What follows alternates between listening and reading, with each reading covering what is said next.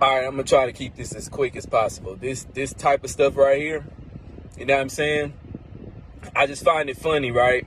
That, white evangelicals always, they are the first to criticize anything that they don't agree with, instead of really trying to just, look into it or more so try to learn about what it is they are criticizing. You know what I mean? But as soon as their sin is pointed out, they intellectualize, they deflect, and they demonize what they don't understand.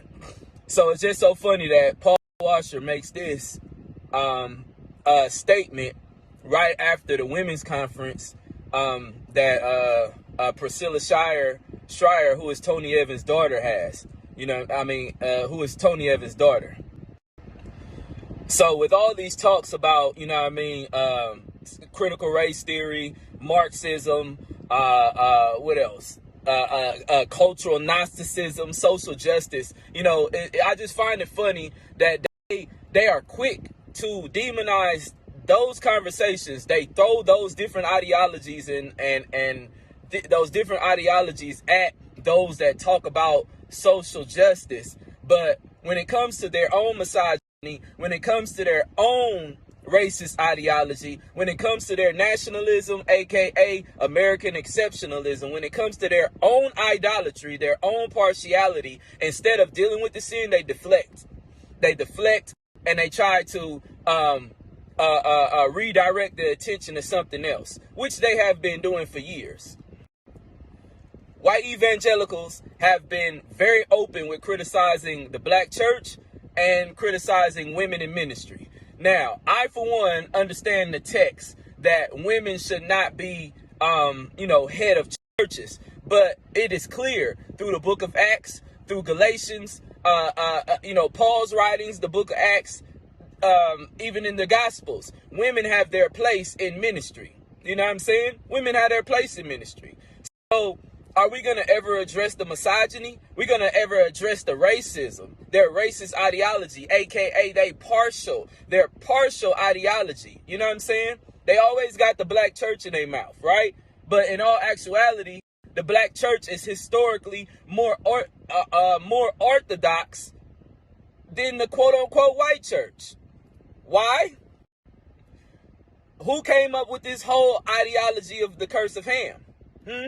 When you look at the text, you know what I'm saying? The curse of Ham is pretty much an ideology that the Puritans, you get what I'm saying? The Puritans, of the 15th, 16th century, that was their excuse for enslaving Africans. They try to use a misinterpretation of the text to justify why they own slaves. But when you really look at the text, when you look at Genesis chapter 10, the curse wasn't to Ham.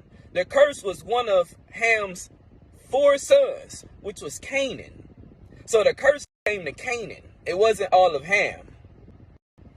They always want to talk about the black church and their and the so-called that we need to be teaching sound doctrine. Here come another thing. So I have read writings on George Whitefield, on Jonathan Edwards, and how they justify slavery. You know what I'm saying? How they justify slavery, even in the early 1900s. You know what I'm saying? The conservative Presbyterian, there was a conservative Presbyterian that said that equal rights for the black man is a threat to the white man. I will post a picture of that here. So I say all that to say, you know what I'm saying? We live in a time to where information is available. At first I never could understand why the black man, the black woman would, be frustrated with Christianity. But in all actuality, Christianity in America and Europeanized American Christianity has had a black eye on the church. And I must say this lightly.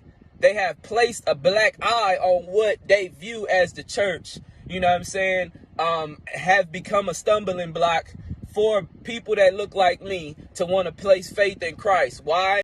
It's because they painted Christianity white, and that is absolutely wrong and it's heresy.